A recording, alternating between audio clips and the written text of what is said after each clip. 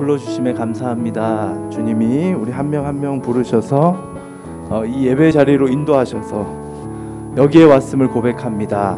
한 주간도 우리의 생각과 말과 행동을 주님께서 주장하시고 개입하셔서 우리가 선하고 좋은 생각을 하게 하시고 계획하게 하시고, 그리고 주변 친구들, 우리가 만나는 사람들에게 긍정적이고 희망적인 말들을 꺼낼 수 있게 하심에 감사합니다.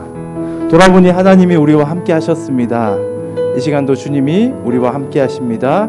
그 믿음 가지고 우리가 하나님께 예배하기 원합니다. 인도하여 주시옵소서. 우리와 함께 하실 예배, 우리와 함께 하실 하나님 그분을 바라보며 영과 진리로 우리가 진정으로 하나님 앞에 예배드리기 원합니다. 예배를 위해 우리 기도함으로 나가도록 하겠습니다. 기도하겠습니다. 하나님 감사합니다. 오늘도 우리를 불러주심에 감사합니다. 한 주를 돌아보면 주님이 우리와 함께 하셨습니다. 주님, 순간순간 우리가 그 생각을 갖지 못하여서 때로는 걱정하고 염려했던 모습도 있지만, 그럼에도 돌아보면 더 하나님이 함께 하셨다라는 그 생각이 우리의 삶을 이렇게 이끄셨음을 고백합니다. 주님, 오늘도 우리를 부르셨기에 이 예배를 통하여서 우리가 정말로 하나님으로부터 들어야 될 그 말씀을 듣고, 때론 우리의 잘못된 생각이 있다면 주께서 고쳐주시고, 그리고 여전히 어떤 염려와 걱정의 문제를 가지고 나온 친구들이 있다면 그것을 하나님 앞에 꺼내놓게 하시고, 주님과 함께 교제하고 공감하는 시간이 되기를 원하오니 인도하여 주시옵소서.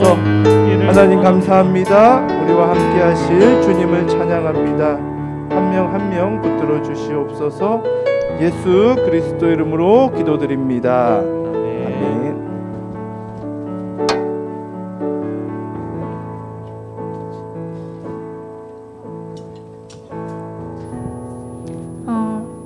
화목장 예배에 오신 여러분을 환영하고 축복합니다. 아멘. 감사합니다. 먼저 예배 드리기 앞서서 사도신경으로 저희의 신앙을 고백하겠습니다. 나는 전능하신 아버지 하나님 천지의 창조주를 믿습니다.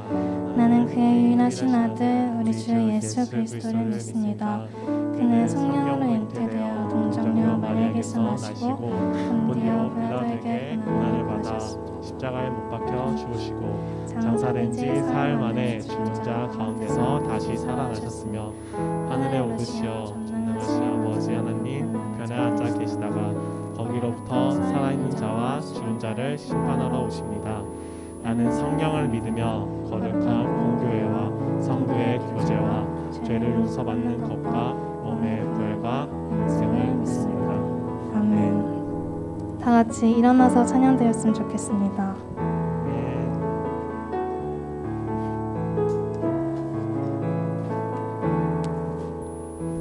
오늘 이 시간 저희를 사랑하시는 하나님의 마음을 같이 찬양하고 영광 올려드렸으면 좋겠습니다.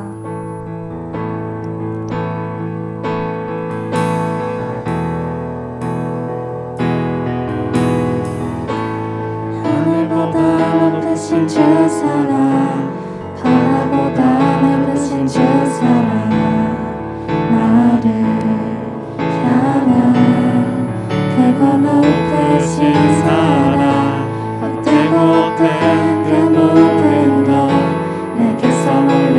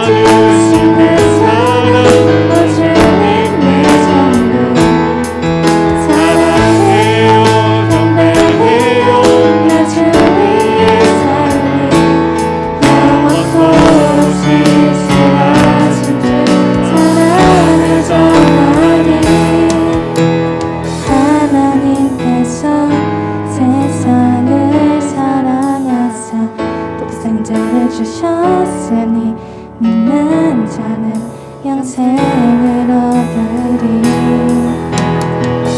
하나님께서 세상을 사랑하사 독생자를 주셨으니 믿는 자는 영생을 얻으리. 하나님께서 세상을 사랑하사 독생자를 주셨으니 믿는 자는 영생을 얻으리. 하나님께서 세상을 사랑하사 독생자를 주셨으니 믿는 자는 영생을 얻으리.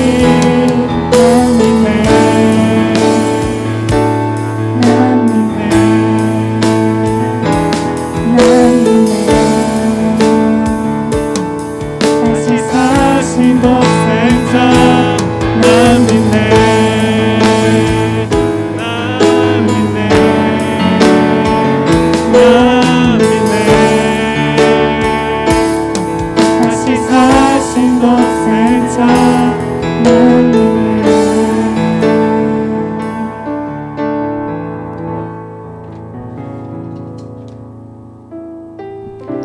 제가 이번 찬양 인도를 준비하면서 하나님께서 저에게 감사한 일 두 가지를 생각나게 하셨습니다. 첫 번째는 제가 정말 하나님이 살아계시는구나, 하나님이 정말 나와 함께 하시는구나를 느꼈던 순간인데요. 사실 살아온 날들을 이렇게 지나온 날들을 돌아볼 때 약간 그 당시에는 하나님께서 제 기도를 들어주시지 않으셨다 생각했지만 돌아보고 나면 정말 더 아름답게 하시기 위한 그런 계획이 있으셨구나, 그리고 하나님의 예비하심이 완성되는 모습을 보면서 제가 정말 하나님이 함께 하신다, 그 순간순간에 함께 하셨구나를 느꼈던 것 같습니다. 그리고 두 번째는 하나님 믿기 정말 잘했다, 하나님 믿어서 정말 다행이다라고 생각이 들었던 순간인데요. 제가 2019년 찬양 수련회를 갔을 때 그때 기도회가 다 끝나고 다 같이 뛰면서 찬양을 드렸는데 그 순간에 제 마음속 공허함이 정말 채워지는 기분이 들었어요. 그래서 이 공허함은 정말 하나님으로밖에 채울 수 없겠구나 라고 느꼈던 것 같습니다. 그래서 여러분들도 지금 각자 만났던 그리고 만나고 있는 하나님을 생각하고 떠올리면서 지금 찬양의 가사를 묵상하며 함께 나아갔으면 좋겠습니다.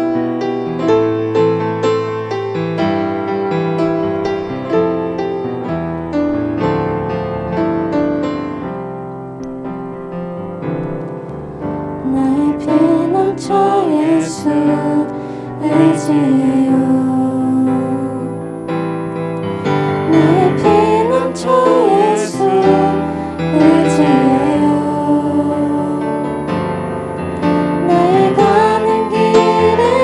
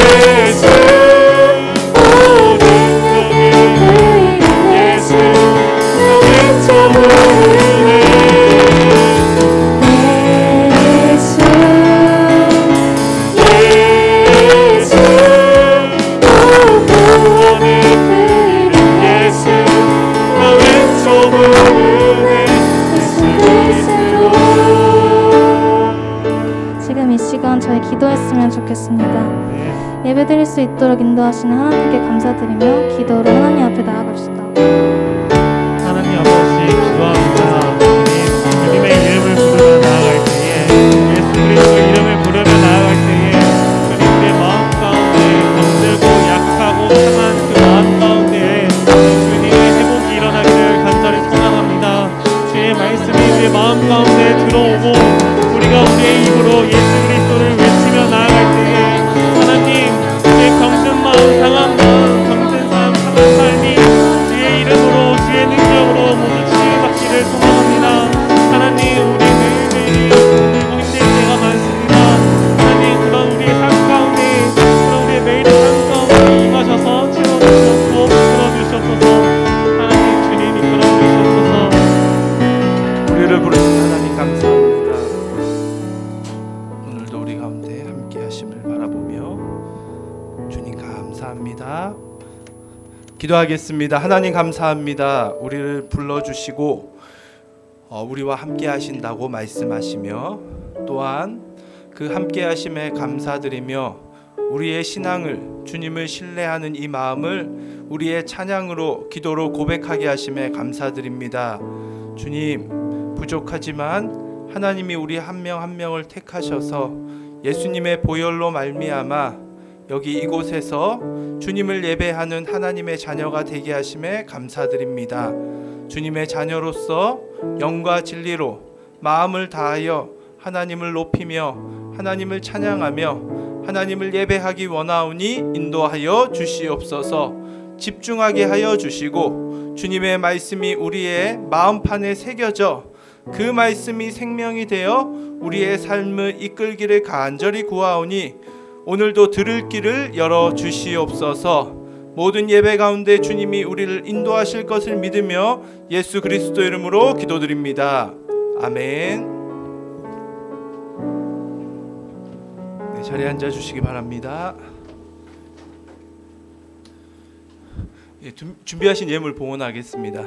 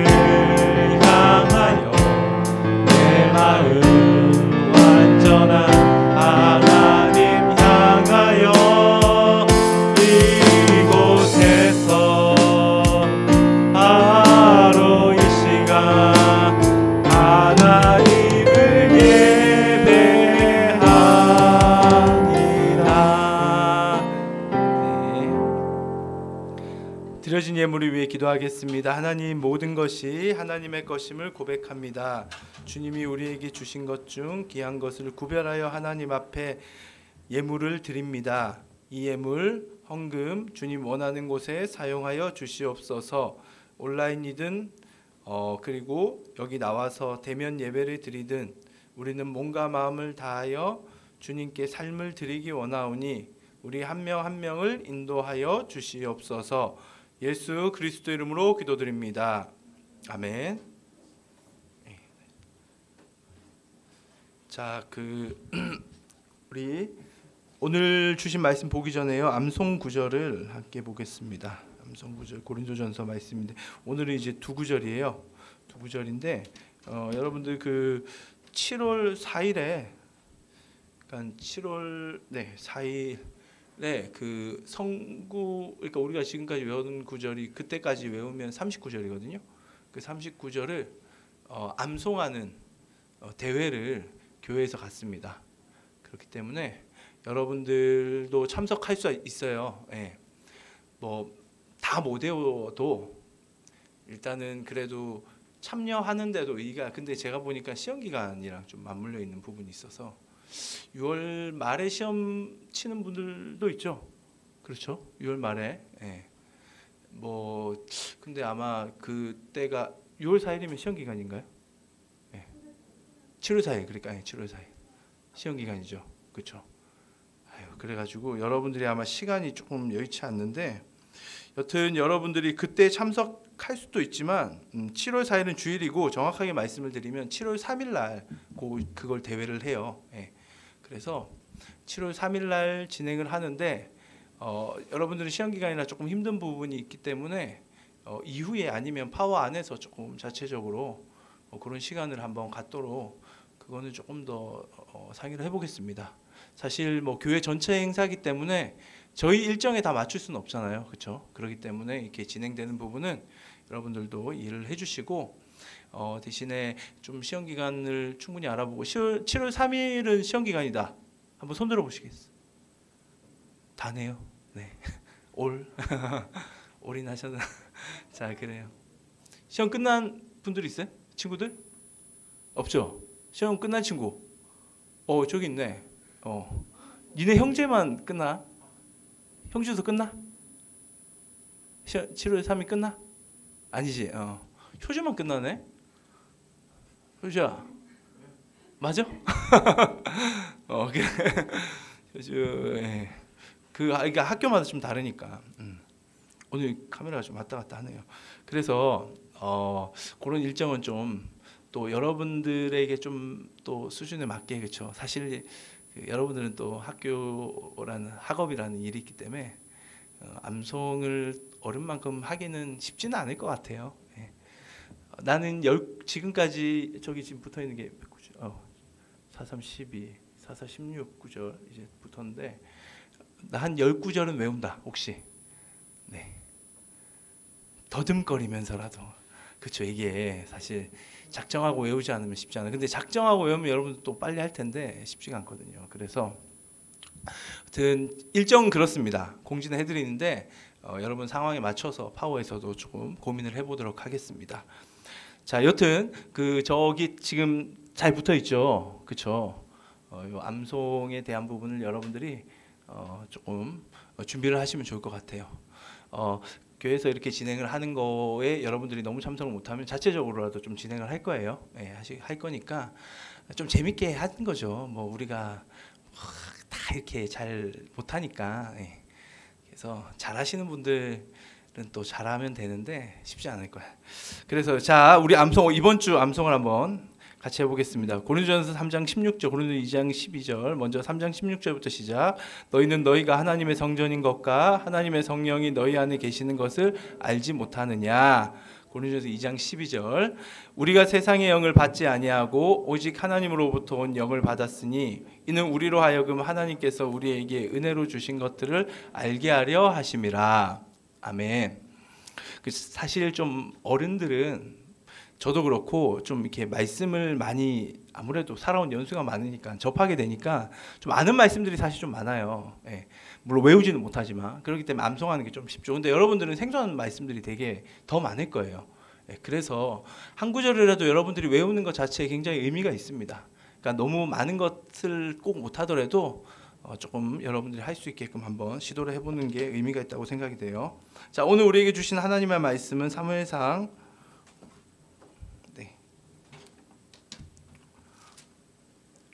3장 10절이에요. 3장 10절.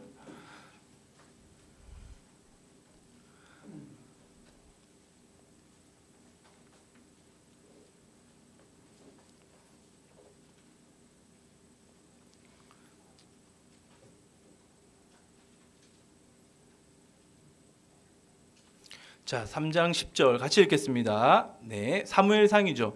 성경 가지고 계신 분들 꼭 찾아보세요. 네, 그리고 성경이 지금 어느 정도 우리가 배치 연대순으로 우리가 가고 있기 때문에 지금 이 정도 와 있구나.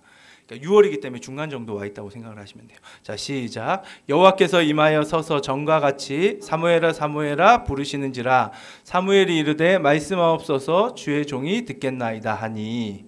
네, 하나님이 사무엘을 부르시고 사무엘이 대답하는 오늘 말씀 내용입니다. 자, 제목을 한번 보겠습니다. 비전어리의 탄생. 같이 읽어볼까요? 시작. 비저너리의 탄생. 네. 비저너리가 이제 여기서 이제 탄생하는 장면, 사무엘을 의미하겠죠. 여러분들도 비저너리로 새롭게 탄생하시기를 바랍니다. 네. 자, 오늘 말씀을 보시면 지금 그 사무엘이라는 이 사람이 이제 등장을 하는데, 사무엘의 어머니가 누굴까요? 지난주 들었던 말씀? 네, 한나예요. 한나. 그렇죠? 이 한나의 말씀을 지난주 들었는데, 지난주 하나님의 비전을 품는 통로가 뭐다? 한나가 가졌던 뭐였다? 뭐? 프라블. 그래, 문제. 네, 문제였죠. 문제. 아이를 가지지 못했던 문제가 오히려 하나님의 비전을 품는 통로가 되었다라는 말씀을 우리가 함께 들었습니다. 사실 제가 여기 앉아 있어도 목사님이 이렇게 질문할 때 저도 잘 대답을 못했어요. 그래서 저는 여러분들이 대답 못하는 부분이, 몰라서 대답 못하는 것도 있지만 아는데 대답 못하는 경우가 많아요. 그래서 그걸로 너무 정제감에 빠지지 말고 이렇게 제 대답하면서 다시 리마인드를 하시면 됩니다. 그런 의도로 하는 거예요, 제가. 예. 저도 번뜩 생각이 안 나더라고. 문제라는 거, 요게 핵심이죠, 그렇죠? 하나님의 비전을 품을 수 있는 것이 뭐다? 우리에게 있는 뭐다?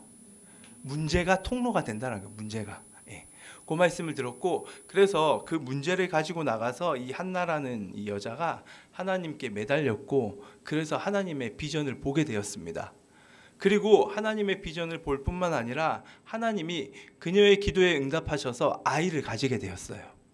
근데 한나는 이 아이가 목적이 아니었다라는 거죠. 그의 목적은 하나님이었기 때문에 그 아이를 하나님께 바쳤습니다. 소원을 했거든요, 그렇게. 그래서 사무엘은 태어나자마자 한나의 손에 어느 정도 돌봄을 받은 이후에 성전에 하나님께 봉사하는 그 일에 헌신하게 되었습니다. 그렇게 사무엘이 성소에서, 정확하게 얘기하면 성전이 아니라 실로에 있었던 성막이라는 곳, 텐트죠, 텐트. 건물이 아직 세워지진 않았어요. 예, 이 텐트, 그러니까 우리는 지금 건물이 있잖아요, 그렇죠? 이전에는 지금 보는 성경 시대는 텐트를 쳤다라고 생각을 하시면 됩니다. 큰 텐트, 대형 텐트.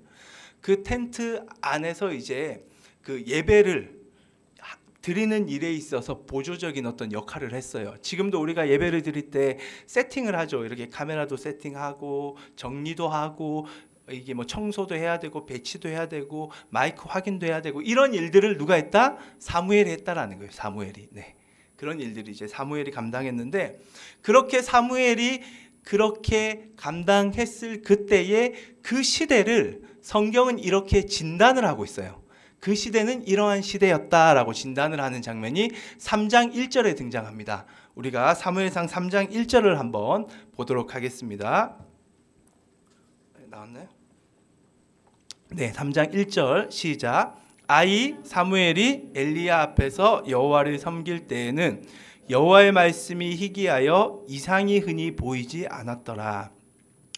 여기 나오죠. 사무엘이 엘리 앞에서 여호와를 섬길 때 여호와의 말씀이 희귀하대요. 그러니까 여호와의 하나님의 말씀이 들려지지가 않았던 시대. 하나님의 말씀인 하나님께서 하나님의 말씀을 들려주지 않았던 시대라는 거죠. 이것은 아마 이거는 하나님의 문제가 아니라 그 당시에 이스라엘의 어떤 문제 때문에 들을 수가 없었어요. 왜냐하면 당시에 이 성경시대 사무엘상 시대에 하나님의 말씀을 들려주고 가르쳤던 자들이 있었습니다. 그 사람들이 바로 제사장들이었어요. 제사장들. 그래서 지금 사무엘이 엘리 앞에서라고 나오죠. 지금 보면 이 엘리가 제사장이었습니다. 제사장. 그래서 이 엘리라는 사람은 제사장으로서 예배, 제사를 인도했고 뿐만 아니라 하나님의 말씀을 가르쳐줬어요. 그래서 그 하나님의 말씀을 들을 수 있도록 중간 역할을 했던 자가 엘리였는데, 이 엘리와 그의 아들들이 제사장이었거든요. 이 엘리 가문의 사람들이 하나님의 말씀을 제대로 가르치질 않았던 거예요. 그렇기 때문에 하나님의 말씀을 그 이스라엘 모든 사람들이 들을 수 없었다라고 성경은 진단을 내리고 있었습니다. 진단을 내리고 있는 장면이에요, 지금. 그래서 그렇게 말씀을 드리지 못하니까 뭐가 보이지 않았다라고 지금 말하고 있죠? 이상이 보이지 않는데요. 이 이상은 영어로 이제 바꾸면 비전입니다. 비전. 네. 비전이 보이지 않았다라는 거예요. 비전이 뭔가? 이 비전이란 단어가 뭔가? 이제 우리는 비전하면 이제 개념이 다 다르기 때문에 지금 이 사무엘상 3장 1절에 나오는 비전이란 이 단어가 뭔지를 이사야서 이 사라는 거 이사야거든요. 1장 1절 지금 화면을 보세요. 이건 찾지 마시고 자 한번 같이 보겠습니다. 유다 왕 우시아와 요담과 아하스와 히스기야 시대에 아모스의 아들 이사야가 유다와 예루살렘에 관하여 본 뭐다? 계시입니다. 계시. 이 계시라는 단어와 이 이상이라고 지금 번역은 다른데 히브리어는 그러니까 원어 성경을 보면 똑같이 쓰고 있어요. 핫존이라는 단어를 가지고 똑같이 쓰고 있거든요. 그러니까 비전은 뭐다? 계시예요. 계시. 그러면 여러분 계시라는 것은 일종의 소위 좀 쉽게 얘기해서 여러분들 이해하기 쉬운 단어로 예언이라고 생각하면 돼요. 예언. 예언이 뭘까요? 우리는 예언하면 보통 앞날에 일어날 일을 예측하는 걸로 생각을 해요. 그렇죠? 내일 비가 올까요? 안 올까요? 지금 날씨로 봐서는 안 올 것 같아요. 오, 너 예언하나 봐. 막 우리 이렇게 이제 장난치고 얘기하는데 앞날에 점을 치는 거죠. 그렇죠? 근데 성경에서 말하는 이 이상, 계시, 핫존이란 단어의 뜻은 그 앞날을 예측하는 것도 포함이 돼요. 하지만 앞날을 예측하는 것이 핵심이 아닙니다. 그러니까 비저너리의 핵심은 앞날을 맞추는 게 아니에요. 이게 비저너리의 핵심은 아니에요. 물론 앞날을 예측하기도 합니다. 근데 예측 목적으로 예측하는 건 절대로 아니거든요. 그러면 이 예언, 계시, 비전이라는 이 의미가 도대체 뭐냐? 이 의미는 하나님의 말씀을 가지고 지금 내 눈앞에 보이는 이 시대를 통찰하고 해석하는 거예요. 이해가 되세요? 이 말씀으로 지금 나에게 일어나고 있는 일들을 해석하고 통찰하는 겁니다. 여러분들이 이러한 것들을 하고 있어요. 얼마 전에 우리 좀 함께 드리는 예배, 좀 특별한 예배를 드렸죠. 그때 어떤 상황을 여러분들에게 제시를 먼저 해드리고 그거에 대한 여러분들의 판단을 우리가 같이 나눴잖아요. 그렇죠? 이게 사실은 예언에 대한 부분이에요. 우리가 그 판단을 할 때 내가 가진 생각을 가지고 한다기보다 조금 더 성경적 가치관, 좀 더 신앙의 가치관에 우리가 근거해서 그렇게 판단을 하죠. 그렇게 판단을 하는 그것이 예언의 일종입니다. 예언의 일종. 그러니까 여러분들이 그 시간에 뭘 했다? 성경을 기초해서 내가 그 상황을 판단하고 그것을 해석했다면 여러분들이 한 건 뭐다? 바로 이 이상을 보고 계시를 보고 예언을 한 거예요. 예언을 한 거. 네. 근데 그것이 진짜 예언이냐, 정말로 하나님의 말씀을 가지고 해석했느냐, 이건 또 정도의 차이가 있죠. 그래서 성경을 보시면 나중에 거짓 예언자들이 등장을 해요. 이 거짓 예언자들도 나도 하나님의 말씀을 가지고 시대를 해석한다라고 막 해석을 합니다. 그러면서 바벨론이 침공하는 시대였거든요. 바벨론이라는 이방 나라가 침공할 때 이 거짓 예언자들도 하나님의 말씀을 기초로 해서 저 바벨론이 지금 침공하고 있잖아. 걱정하지 마. 우리는 무너지지 않아. 하나님이 우리를 지킬 것이기 때문이야 라고 해석을 해요. 근데 결국은 이스라엘이 무너져요. 잘못된 해석을 하고 있다는 거죠. 그런데 예레미야와 같은 올바른 예언자들은 바벨론이 침공할 때 저건 하나님의 심판이야. 우리는 무너질 거야. 성전은 무너져. 너희들 지금 당장 돌아서고 회개해라고 막 부르짖었는데 그게 올바른 예언자였어요. 그래서 하나님의 말씀을 기초로 이거를 해석을 해내는, 통찰하는 그러한 차이를 보였다는 거죠. 이걸 이제 우리 시대에 좀 적용을 하면 여러분 다음 PPT 한번 넘겨줄래요? 한번 질문을 한번. 코로나 시대 우리는 어떠한 자세로 예배해야 하는가? 굉장히 많은 질문들을 하고 있죠. 여러분 어떻게 생각하십니까? 코로나 시대에 우리가 예배를 드리는 부분에 있어서 핵심과 어떤 그 중요한 부분이 뭐냐? 우리는 이 시대, 지금 우리는 코로나 시대를 모두가 겪고 있잖아요. 이제 막 백신을 맞고 있는데 우리는 이 시대에 어떻게 예배를 드려야 되는 거죠? 이 질문에 있어서 가장 먼저 접근하는 게 대면 예배를 드려야 되느냐, 뭐 비대면 예배를 드려야 되느냐, 이런 식으로 이제 접근을 많이 하죠. 그렇죠? 근데 성경을 가지고 한번 통찰을 해보자라는 거예요. 성경 시대에 이 코로나와 시대와 유사한 시대를 한번 생각해 보자라는 거죠. 자, 코로나 시대는 무엇이 가장 문제가 되고 있죠? 사람들 간의 단절이에요, 단절. 만나질 못하는 거죠. 그렇죠. 이전에 했던 교류들이 단절이 되고 있죠. 그래서 우리가 그 단절을 메꾸려고 인터넷이라는 이 매체를 많이 활용을 하는데 그래도 이게 완전히 메꿔지지 않습니다. 단절이 일어나는 거예요. 성경 시대에도 단절이 있었습니다. 사람들 간의 단절. 바로 사마리아라는 사람과 유대인이라는 사람들과의 단절이었어요. 엄밀히 말해 둘 다 하나님의 백성이었어요. 둘 다 하나님을 섬겼습니다. 하나님께 예배를 했어요. 근데 이 두 사마리아라는 민족이랑 두 같은 민족에서 이제 분류가 된 거죠. 그리고 유대인이라는 민족이 서로 앙숙이었어요. 완전히 단절이었어요. 그 지역 땅도 안 밟았어요. 이 사람들은 서로가 너무 원수라 가지고 완전한 단절을 가지고 있었죠. 그렇게 단절을 이룬 사람들 그들에게 가서 예수님이 하셨던 말이 저 말씀이에요. 하나님은 영이시니 예배하는 자가 영과 진리로 예배할지어다. 지금 이때 영과 진리로 예배 드리라는 거예요. 너희들 단절의 시대를 살고 있지. 그런데 그 시대의 해답은 뭐냐? 영과 진리로 예배하는 것이라는 겁니다.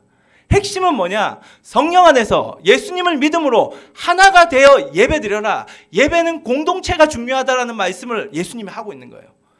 저 말씀을 가지고 이제 시대를 통찰하는 거예요. 이 시대 코로나로 인해 단절이 일어났지만 예배의 핵심은 뭐다? 공동체성입니다. 공동체성. 사실 우리가 다 녹화를 해요. 여러분 여기 안 나오고 온라인 예배 제대로 그냥 자는 둥 마는 둥 여러분들 그렇게 한다는 게 아니라 하다가 나중에 또 봐도 돼. 나중에 드리면 되잖아요. 근데 나중에 드리는 것을 권면하지 않습니다. 왜? 공동체성이 중요하기 때문에. 지금 이때 이 시간 우리가 함께 모여 드리는 게 지금 코로나 시대에 우리가 드려야 될 예배의 핵심이라는 거예요. 그래서 선생님들이 그 아침에 그냥 좀 나중에 드리면 어때요? 근데 전화해가지고 깨우고 그쵸? 그리고 카메라 제발 좀 켜라 우리가 권면하고 사실 카메라를 켜지 않으면 내가 지금 어디서 예배를 드리는지 별로 사실은 그쵸? 나는 누구 여긴 어디예요 진짜. 근데 카메라를 켜면 서로 얼굴을 좀 보니까 우리는 하나구나. 우리가 함께 예배 드리는 거구나. 이 공동체성 때문에 카메라를 켜라는 거예요. 물론 집중하고 이런 요소도 있지만 그게 사실은 핵심이겠어요. 오늘 말씀대로. 그러니까 이렇게 하나님의 말씀을 가지고 지금의 시대를 통찰하고 해석하는 게 뭐다? 이상, 비전, 예언입니다. 이게 예언. 하나님이 이걸 원하셨어요. 이게 없다라는 거예요. 지금 시대. 우리가 살아가는 시대도 마찬가지인 것 같아요. 말씀이 없는 거 아닙니다. 말씀 다 알아요. 그렇죠? 근데 그 말씀을 가지고 시대를 통찰해내는 사람들이 너무 적어요. 제대로 해석을 못합니다. 그러니 그러한 리더가 없으니까 그냥 이게 좋으면 저기 따라갔다가 이 사람 말하면 저 사람 말 듣고 아무런 철학이 없어요. 아무런 방향성에 대한 어떤 분명한 그 본질적인 의식이 없어요. 리더는 비저널이라는 사람은 핵심이 뭐냐? 하나님의 말씀을 가지고 시대를 통찰할 수 있는 능력을 가진 자들입니다. 그들이 이 시대를 해석해내는 거예요. 그 해석으로 말미암아 이 시대가 하나님의 뜻하심이 뭔지를 알고 하나님이 원하는 방향으로 함께 나아갈 수 있는 게 리더예요. 리더. 이게 하나님이 뜻하심이다라는 거죠. 비록 예레미야처럼 그렇게 정말 하나님의 이 말씀을 가지고 시대를 통찰하면 사람들이 환호하고 할 줄 알죠? 아니에요.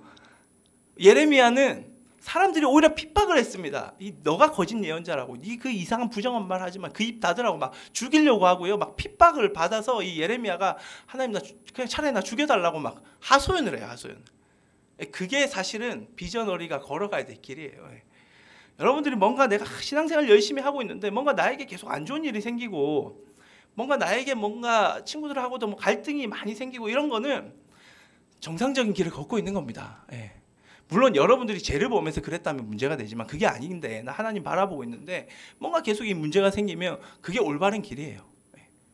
그래서 그런 비저너리들이 있어서 이상, 예언을 가지고 하나님의 뜻을 통찰해내야 되는데 그것이 없었던 시대라는 거죠. 조금 더 쉽게 말하면 비저너리가 없었던 시대였습니다. 당시의 비저너리는 신분이 있어요. 신분이. 어떤 신분을 가진 자들이 비저너리가 됐냐면 사사나 제사장이라는 신분을 가져야만 됐었어요. 그 사람들에게 국한되어 있었습니다. 그런데 그 사람들에게 국한된 것이 하나님이 원하는 게 아니라는 게 지금 본문에서 드러나고 있어요. 예를 들어 이런 거예요. 아유, 목사님은 하나님의 음성을 듣고 뭐 하나님의 뜻을 잘 알겠죠. 근데 저는 목사님이 아니기 때문에 몰라요. 오늘 본문이 말하는 건 뭐냐면, 아니다, 목사가 아니라도 너희들도 이 비저너리가 될 수 있다라는 것을 지금 메시지로 전하고 있는 겁니다. 여러분, 저만 성경을 가지고 이 시대를 바라보는 게 아니에요. 여러분들도 우리 함께 드린 예배를 통해서 확인했잖아요. 여러분들도 이 말씀을 가지고 시대를 해석할 수가 있습니다. 시대를 판단하고 이 시대의 올바른 길을 제시하고 그것을 위하여 마음을 모으고 뜻을 함께 할 수가 있다는 거예요. 그래서 우리가 하나님 자녀 공동체예요. 중고등부 정도 되면 이제 그러한 것들을 나누고 고민하고 함께 공감하는 시간들이 우리 가운데 있어야 돼요. 그래서 일전에 드렸던 예배가 그런 의미에서는 굉장히 의미가 있다고 생각이 돼요. 그런 의도의 예배였다는 거 여러분들한테 먼저 말씀드리고, 자, 그러면 그 장면을 어떻게 보이고 있느냐? 그러한 신분을 가진 자, 그 자가 엘리였는데 2절 3절은 엘리와 사무엘의 대조되는 모습을 보여주고 있어요. 한번 볼게요. 3장 2절 3절. 엘리의 눈이 점점 어두워가서 잘 보지 못하는 그때에 그가 자기 처소에 누웠고, 3절을 볼게요. 시작. 하나님의 등불은 아직 꺼지지 아니하였으며 사무엘은 하나님의 궤에 있는 여호와의 전안에 누웠더니. 자, 엘리는 신분상 제사장이었기 때문에 그가 비저너리가 될 거라고 지금 시대에 모두가 그렇게 생각을 했어요. 반대로 사무엘은, 이 사무엘이라는 사람은 아까 3장 1절을 다시 한번 보여주세요. 네. 다시 한번 보여주겠어요? 네. 3장 1절을 보시면 맞아요. 네. 사무엘이 지금 엘리 앞에서 여호와를 섬기죠. 그렇죠? 중요한 것은 뭐냐면, 이 비저너리의 신분의 핵심은 뭐냐면, 그 어떤 제사장이나 사사나 지금 시대에 말하는 목사나 뭐 직분자, 이게 아니라 하나님을 섬기는 자, 하나님의 종이 되는 것이 이 신분의 핵심입니다. 그러니까 목사님들 중에도 하나님의 종이 아닐 수가 있다라는 거예요. 네.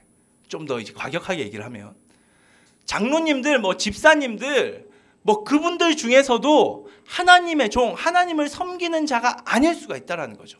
엘리는 제사장이었습니다. 그런데 그는 하나님을 섬기는 하나님의 종이 아니었습니다.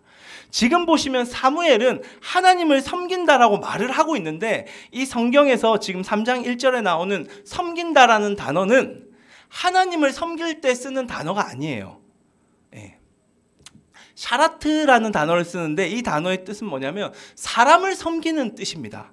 그러니까 3장 1절이 말하고 싶은 것은 사무엘이라는 사람도 하나님을 섬기는 신분을 가진 것처럼 보이지만, 여기 지금 이곳에는 하나님을 섬기는 신분이 아니라 엘리 제사장을 섬기는 사람이었어요. 그러니까 사람을 섬기는 종이었다라는 거죠. 여러분, 누구를 섬기고 있습니까? 하나님을 섬기는 종입니까? 사람을 섬기는 종입니까? 세상을 섬기는 종입니까? 이제 그 질문을 하고 있는 거예요. 근데 사무엘이 만약에 하나님을 섬기는 종이라면 이 이상이 보였겠죠. 비전이 보였겠죠. 근데 아직은 아니에요. 그러니까 엘리도 하나님을 섬기는 종이 아니었고 사무엘도 하나님을 섬기는 종이 아니었다라는 거예요. 하나님을 섬기는 종이 없던 시대예요, 쉽게 얘기해서. 그런데 이들의 이 두 모습은 공통적이나 이 둘의 모습에 차이가 있다는 걸 2절 3절이 지금 말해주고 있는 장면입니다. 다시 한번 2절 3절을 보여주시면, 엘리라는 사람은 그가 있었던 위치가 어디 있어요? 어느 장소에 있어요 지금? 자기 처소에 있어요. 자기 집에 있습니다. 근데 사무엘은 어디 있어요? 여호와의 전안에 있습니다. 하나님의 집, 성막, 성소에 있다라는 거예요. 이거를 이제 대조적으로 보여주고 있다라는 거예요. 자, 두 사람의 또 공통점이 하나 있어요. 둘 다 문제가 있었어요. 문제가. 예. 둘 다 문제를 가졌어요. 엘리의 문제는 뭐냐면 자기 아들들이었어요. 이 아들들이 너무 타락을 하는 거예요. 제사장인데 정도껏 해먹어야지 해도 너무하는 거야. 뭐 심지어는 성전에서 일하는 여자들하고도 그냥 동침하고 뭐 성관계하면서 너무 타락하고 너무 부정하게 사는 거예요. 그러니까 도저히 안 되니까 아버지 엘리가 불러가지고 야 너희들 하나님이 보고 계신다, 하나님 심판하신다 얘기하는데 듣지도 않아요. 근데 엘리는 또 그 정도에서 끝나면 안 되잖아요. 애들은 그냥 뭐 안 되면 매라도 들어야죠 진짜. 어떻게든 애들이 그 길을 못 걷게 해야 되는데 근데 엘리가 이 문제를 해결하지는 못해요. 물론 저도 이제 애가 있다 보니까 잘 안 돼요. 잘 안 돼요. 그럼 어떻게 해야 돼요? 그 문제를 가지고 누구한테 나와야 됩니까? 하나님께 나가야 돼요. 한나는 아이를 낳지 못했기 때문에 하나님께 나갔어요. 엘리도 문제가 있어요. 자식들 문제 때문에 하나님 앞에 나가야 된다는 거예요. 근데 지금 엘리는 어디에 있죠? 자기 집에 있습니다. 이게 문제, 이게 문제. 여러분, 우리 여기 있는 사람들의 모든 공통점이 있어요. 우리 다 문제가 있어요. 근데 여러분, 하나님께 나아가고 있습니까? 근데 사무엘은 이게 사무엘의 위대함인데 이 사무엘의 위대함이 엄마로부터 와요. 엄마가 문제를 가지고 누구 앞에 나갔죠? 하나님께 나갔죠. 사무엘도 지금 문제를 가지고 하나님께 나갑니다. 사무엘의 문제는 뭘까 좀 많이 고민을 해봤는데 문맥을 통해서 알 수 있는 건 이거예요. 사무엘은 엘리를 섬겼어요. 근데 엘리 제사장은 타락한 제사장입니다. 문제가 있었던 제사장이에요. 문제가 있었던 리더를 섬긴다는 건 얼마나 괴로운지 몰라요, 사실은.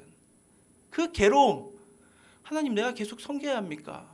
아닌 것 같은데, 아닌 것 같은데. 하지만 하나님이 세우셨는데 막 이런 그 갈등과 문제 때문에 그가 그 문제를 가지고 하나님 앞에 나아가서 막 부르짖었다라는 거죠. 네. 결국 이 문제를 가지고 나갔던 이 모습이 승패를 결국은 하나님의 어떤 결정적인 그 어떤 부르심에 있어서 그 역할을 이 부분들이 이제 그것들을 가지고 가요. 그래서 결국 어떻게 되느냐? 오늘 우리 본문 말씀 3장 10절을 보겠습니다. 3장 10절? 네, 죄송해요. 그걸 안 넣어놨군요. 시작. 여호와께서 임하여서서 전과 같이 사무엘아 사무엘아 부르시는지라 사무엘이 이르되 말씀하옵소서 주의 종이 듣겠나이다. 드디어 하나님이 누구를 부르시느냐? 사무엘을 부르세요. 근데 이 부르심의 구체적인 의미가 뭐냐? 그렇게 불렀을 때 사무엘이 뭐라고 대답하죠? 주의 종이 듣겠대요. 이제 이 부르심 때문에 사무엘의 신분이 바뀌어요. 그는 지금까지 엘리 제사장을 섬겼던 사람이었습니다. 엘리의 종이었어요. 그런데 여기서부터 이 부르심으로 인해서 누구의 종이 되죠? 하나님의 종이 됩니다. 주의 종이 돼요. 주의 종. 부르심이란 지금까지 내가 섬기고 내가 목매어 왔던 그것으로부터 자유케 되고 이제 내가 하나님께 매인 사람이 되는 것, 하나님의 종이 되는 것, 하나님의 사람이 되는 게 부르심입니다. 여러분, 하나님의 부르심을 받으셨습니까? 여러분들은 무엇을 목적으로 살아가고 있냐라는 거죠. 사무엘의 이전 목적은 엘리 제사장, 그를 돕는 것이 삶의 목적이었어요. 근데 이제 삶의 목적이 바뀌었어요. 그랬기 때문에 이 엘리 제사장은 리더 때문에 괴로워했던 거예요. 목적이 그거예요. 저 리더를 섬겨서 리더에게 잘 보이고 리더로부터 내가 뭔가 좀 좋은 위치로 가는 게 그의 목적이었어요. 그러니까 리더만 바라보는 거예요. 엘리만 바라보는 거죠. 근데 엘리를 바라봤는데 엘리가 그런 사람인가요? 아닌 거예요. 너무 가슴이 아픈 거예요. 근데 하나님이 이 눈을 바꿔주세요. 너 엘리의 종 아니라는 거예요. 너는 나의 종이다라고 부르시는 거죠. 그때부터 이 자유함을 누려요. 이제 엘리가 아닌 모습을 보여도 별로 영향을 안 받습니다. 왜? 나는 엘리의 종이 아니니까. 엘리를 섬기지만 엘리 뒤에 계신 하나님을 섬기니까. 하나님의 종이니까. 그래서 이때부터는 하나님의 종으로 부르심받은 이때부터 비로소 사무엘이 이상을 보기 시작해요. 비저너리의 탄생이에요. 그가 이때부터 하나님의 말씀을 가지고 시대를 해석하기 시작합니다. 시대를 통찰해내기 시작해요. 이 리더가 이렇게 일어나는 거예요, 여러분들. 여러분들에게도 사무엘과 같은 이러한 놀라운 축복이 임하기를 간절히 바랍니다. 그래서 사무엘을 기점으로 해서 시대가 바뀌는 장면을 성경이 이제 마지막으로 언급을 해놓고 있거든요. 한번 보시면 3장 19절, 20절, 21절입니다. 사무엘이 자라매 여호와께서 그와 함께 계셔서 그의 말이 하나도 땅에 떨어지지 않게 하시니. 하나님이 사무엘과 함께 하시는 거예요. 그리고 그가 말하는 거, 이 그의 말은 그가 하고 싶은 말이 아니에요. 하나님의 말씀으로 시대를 바라보고 통찰하는 그의 말이 결코 헛되지 않게 한다는 거죠. 네. 사무엘이 여러분 회개하십시오 하니까 사람들이 막 회개의 불길이 일어나는 거야. 이 말씀의 능력이 말씀의 능력. 네. 여러분들이 누군가에게 제가 이번 주에 굉장히 위로를 받았거든요.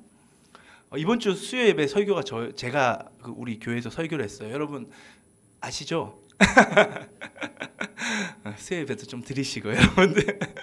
그래서 설교를 했는데 제가 그때 전했던 메시지 중에 하나가 11조에 대한 부분인데 11조의 정신 중에 하나가 평신도, 여러분 성도들이 목회자들을 지원하고 후원해야 되는 것이 11조의 정신이라는 얘기를 했어요.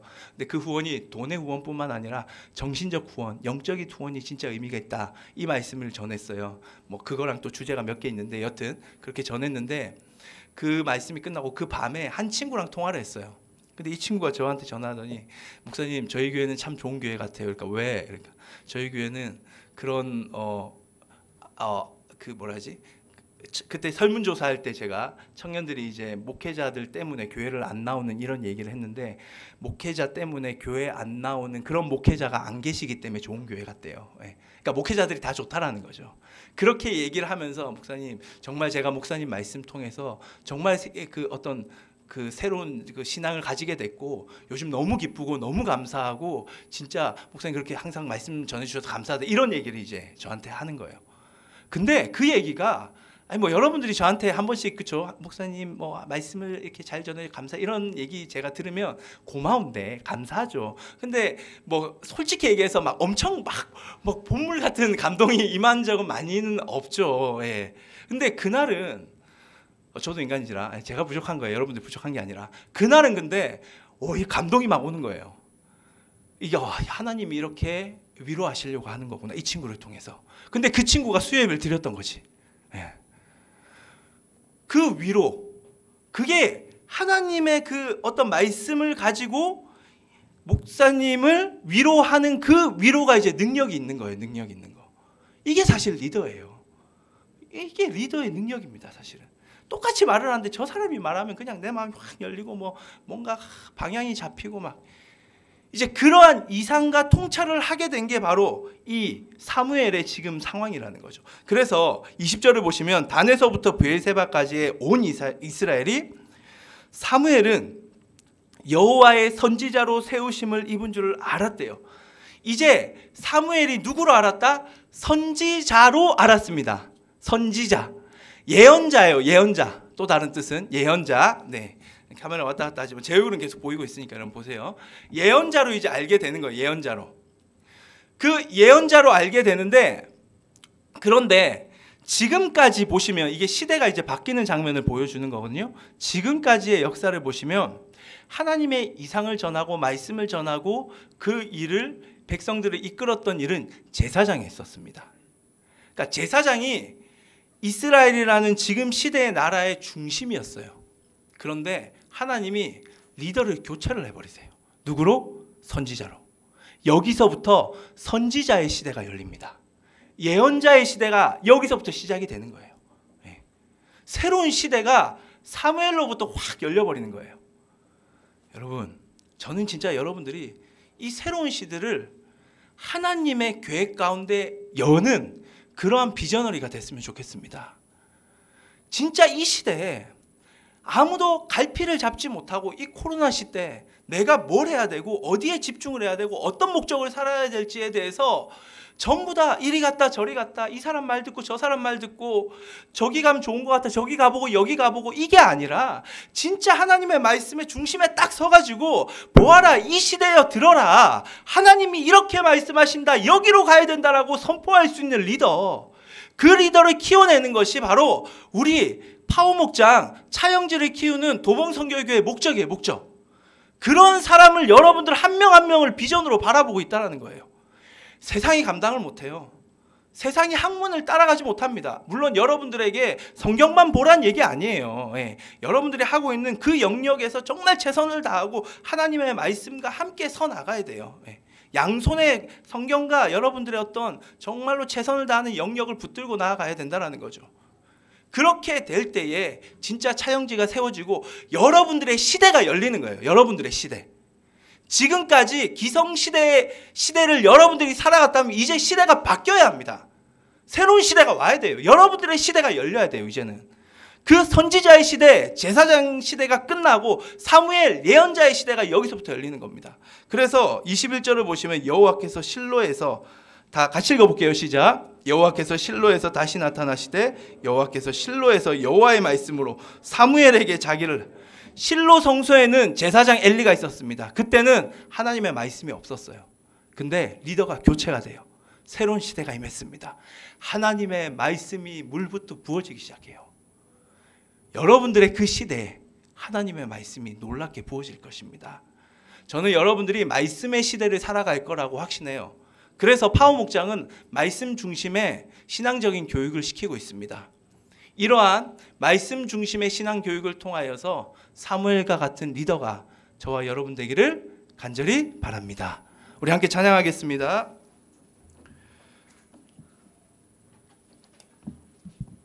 우리 지난주에 했던 찬양이에요. 원하고 바라고 기도합니다. 우리 다시 찬양하면서 우리의 마음을 주께 드리겠습니다.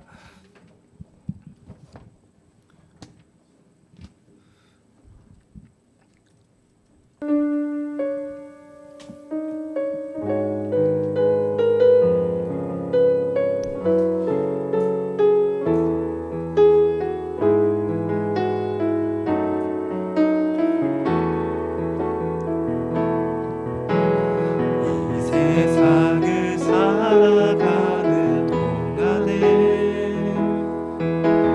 나의 힘을 의지할 수 없으니 기도하고 낙심하지 말 것을 주께서 조소하니 계심이라. 하나님의 꿈이 나의 비전이 되고 예수님의 성품이 나의 인격이 되고 성령님의 권능이 나의 능력이 되길 원하고 바라고 기도. 다시 한번 찬양하겠습니다. 이 세상을 살아가는 동안에 나의 힘을 의지할 수 없으니 기도하고 낙심하지 말 것을 주께서 참 소망이 되시니. 주의 길을 걸어가는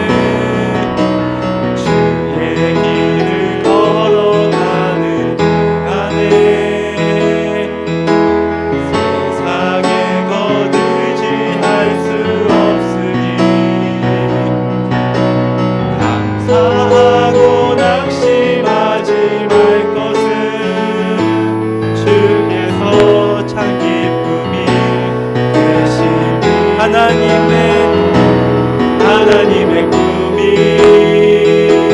나의 비전이 되고 예수님의 성품이 나의 인격이 되고 성령님의 권능이 나의 능력이 되길 원하고 바라고 기도. 하나님의 꿈이 나의 비전이 되고 예수님의 성품이 나의 인격이 되고 성령님의 권능이 나의 능력이 되길 원하고 바라고 기도합니다. 여러분, 비저너리가 될 수 있는 조건이 뭘까요? 성경을 많이 아는 거요? 기도 많이 하는 거요? 핵심은 그것이 아닙니다. 저도 그렇고요. 아까 수요 예배 드리고 저한테 위로한 그 친구도 그렇고요. 제가 그 친구를 제가 본 걸로는 그렇고요. 비저너리가 될 수 있었던 이유는 저에게, 그 친구에게 문제가 있었기 때문입니다. 여러분 문제 있죠? 그러면 여러분들 비저너리가 될 수 있는 이미 자격이 주어졌어요. 그럼 그 문제를 가지고 어떻게 해라? 하나님 앞에 나가십시오. 그것이 비저너리가 걸어가야 될 첫발입니다. 그때 여러분에게 성령이 부어질 것입니다. 이 시간 우리의 문제를 붙들고 주님 앞에 나아갑니다. 우리를 통하여서, 새로운 리더를 통하여 새로운 시대가 열리기를 간절히 바랍니다. 이 시대를 통찰하고 예언하고 하나님의 말씀으로 이 시대를 이끌어갈 수 있는 그러한 차영지들이 일어나기를 원하오니 성령님 역사하여 주시옵소서. 가진 문제 가지고 우리 하나님 찾는 기도하며 나가도록 하겠습니다. 기도하겠습니다. 주여, 아버지여, 우리에게 문제가 있습니다. 내가 해결하지 못한 그 문제입니다. 여전히 앞을 향하여 걷지 못하고 있습니다. 정체된 것 같아 보입니다. 그 문제로 인하여 계속해서 내 마음이 힘들고 괴롭습니다. 주여, 어찌 합니까? 하나님 앞에 아니고서는 말할 곳이 없습니다. 주님, 제 마음 아시잖아요. 아버지여, 아버지, 문제 주께 맡깁니다. 주의 손에 다 드립니다. 주여, 해결하여 주시옵소서. 우리 아이들이 이 문제를 주님께 맡김을 통하여서 비저너리가 탄생하기를 원하오니 시대를 성경으로 통찰하고 주의 말씀으로 해석해내는 성경적 가치관으로 무장하는 리더들이 일어나기를 원하오니 성령이 붙드시고 인도하여 주시옵소서. 주를 바라보는 이 아이들을 통하여 새로운 시대가 열리기를 원합니다. 새 시대 새 일꾼을 필요로 하시는 주님이시여, 지금부터 준비하고 있사오니 성령님 인도하시고 역사하여 주시옵소서. 이를 위하여 헌신하는 우리 교사분들에게 성령의 충만함을 부어 주시옵소서. 한나의 영성을 부어 주시옵소서. 이 시대를 하나님의 말씀으로 통찰하고 해석하는 진정한 예언자와 같은 영성을 가진 차용지들이 일어나기 원합니다. 그 아이들이 우리 아이들 될 줄 믿습니다. 이 일을 위해 헌신하는 우리 교사분들에게 성령의 충만함을 부어주시고 함께 동역하는 모든 학부모들에게 주께서 놀라운 은혜로 함께하여 주시옵소서. 이제는 우리를 위하여 십자가에 달려 죽으신 예수 그리스도의 은혜와 우리를 전부라 말씀하시는 하나님의 큰 사랑과 오늘도 위로하시고 우리와 함께 하시는 성령의 교통하심이 이제 내가 문제 있는 그저 열등한 자가 아니라 이 문제는 비저너리가 되기 위한 통로이기에 이 문제를 가지고 하나님 앞에 나아가 기도함을 통해 비저너리로서 새롭게 태어나 이 시대를 주님의 말씀으로 통찰하고 해석하며 예언하는 예언자의 영성을 가진 차용지로 성장할 것을 소망하며 세상을 향해 나아가는 우리 파워목장 모든 아이들 머리 위에, 우리 선생님들 머리 위에 이제로부터 영원토록 함께 하옵시기를 간절히 축원하옵나이다. 아멘. 우리 하나님께 영광의 박수를 돌리겠습니다.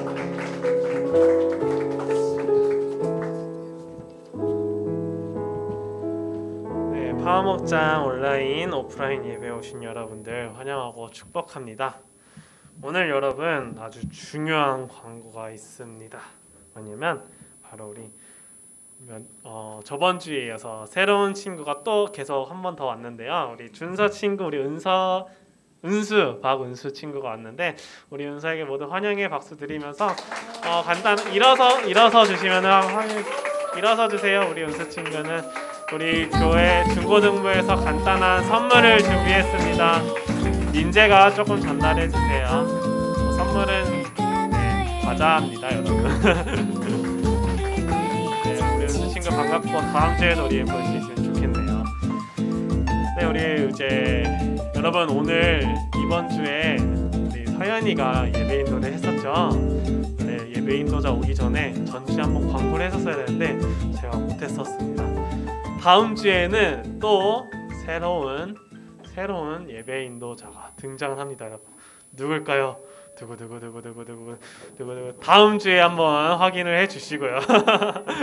다음 주에 확인을 해주시고 제 기억으로는 최연소인 것 같아요. 네, 최연소 예배 인도자 우리 학생과 다음 주에 등장 우리 예배 인도자도 기도해 주시고 더워지고 있죠. 여러분들 더워지고 있고 시험 기간이 다가오고 있습니다. 여러분들 더운 가운데서도 학교 생활 힘내시고 예배 교회에서 에너지를 받아서 한 주간도 힘내서 살아가시기를 간절히 바라겠습니다. 그럼 모두들 고생했습니다. 안녕.